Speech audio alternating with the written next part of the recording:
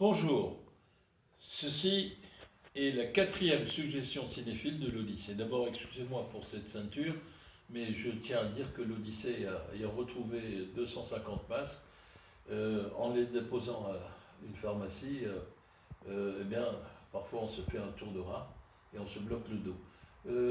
Ce en quoi nous n'avons pas grand mérite, nous, à l'Odyssée, puisque la BNU, bien un peu avant nous, et les musées de Strasbourg ont également donné des stocks de masques retrouvés dans leur cave, comme dans notre cave à nous, aux pharmacies pour le personnel soignant, ce qui est une façon de rendre hommage aussi au formidable dévouement, au courage et parfois tragique, et mortel, du personnel soignant et plus généralement de toutes les personnes en uniforme ou sans uniforme qui sont là pour accompagner notre société dans cette lutte et cette guerre contre la tempête virale que j'évoquais.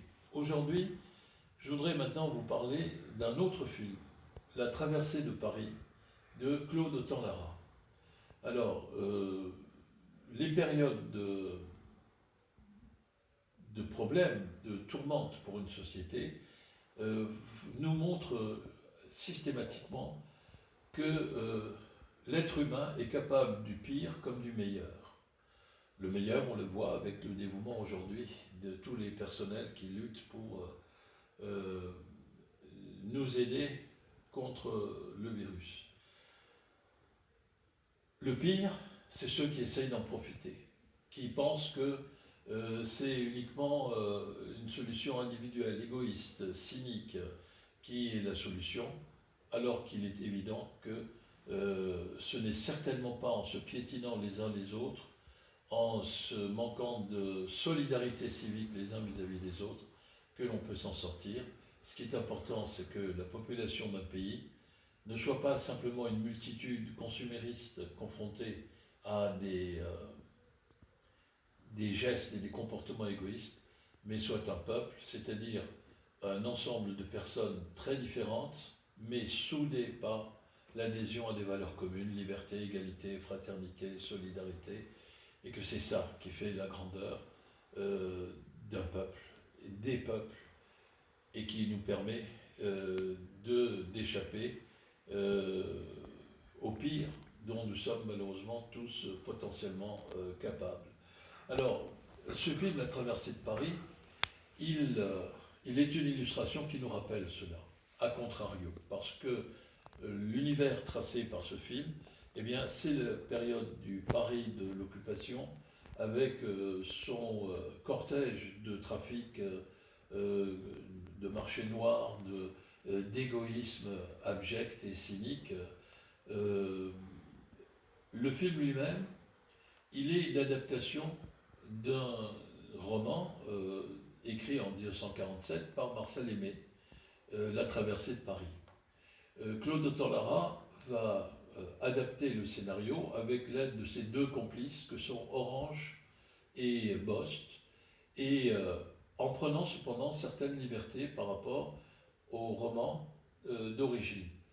Il y a en effet dans le roman de Marcel Aimé, le personnage, un des personnages va tuer l'autre, qui est considéré comme cynique, arrogant, qui n'a aucun respect du peuple, et donc qui va être éliminé de façon, au fond, salvatrice. Là, au contraire, Claude Autant-Lara, qui est connu pour être quelqu'un qui a des positions très individualistes, mais en même temps aussi bien anarchiste de droite que de gauche, on pourrait dire, porte un regard très désabusé sur la condition humaine. Le pitch de l'histoire est simple, un homme incarné superbement par Bourvil, Marcel Martin. Martin est un nom de famille qui est très très usuel et courant en France. Marcel aussi, au début des années 50, est un prénom qui est très courant. D'ailleurs, je profite pour saluer tous les Marcel. Ils se reconnaîtront. C'est un chauffeur de taxi qui, pendant l'occupation, se livre à du trafic de marché noir. Voilà. Et il va rencontrer un homme, d'ailleurs j'ai oublié de dire, Bourvil va obtenir le prix de l'interprétation masculine au Festival de Venise en 1957. Il rencontre un homme, Grand Gilles, superbement incarné par Jean Gabin, qui est au mieux de sa forme. Et ce Grand Gilles, il va lui demander de l'aider parce qu'il a besoin d'un porteur de valise pour transporter un cochon découpé en morceaux, répartis sur 4 valises. Seul Marcel Martin ne peut pas les transporter dans la rue, d'une rue de Paris à une autre rue qui est au moins à 2 km de là.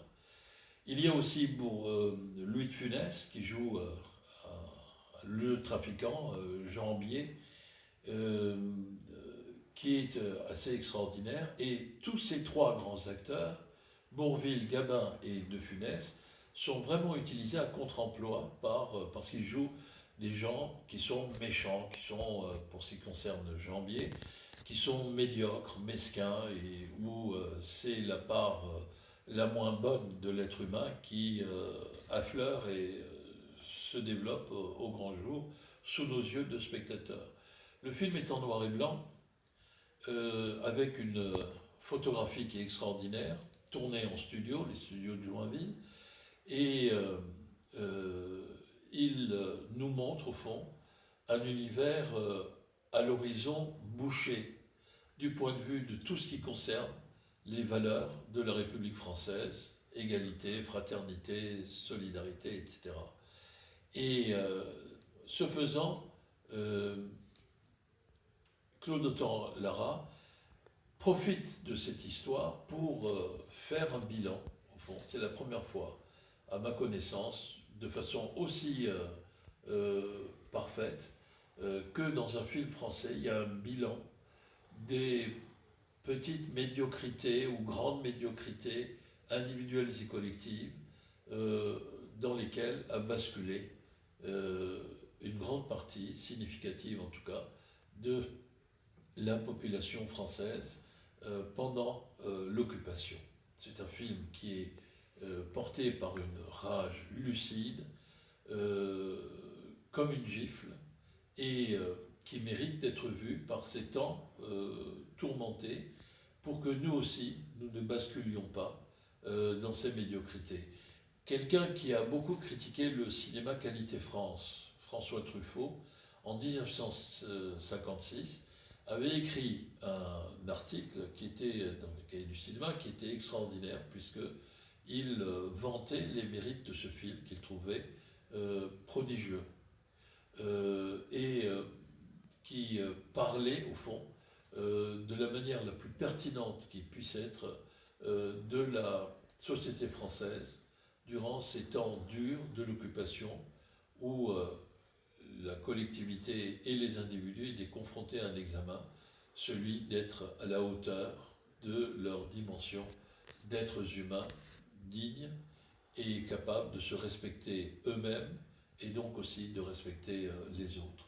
À voir absolument, c'est du très très bon cinéma français, et au-delà du cinéma français, c'est un film qui est filmé de manière formidable, porté par des acteurs superbes, et notamment cette triplette Bourvil, Gabin et De Funès.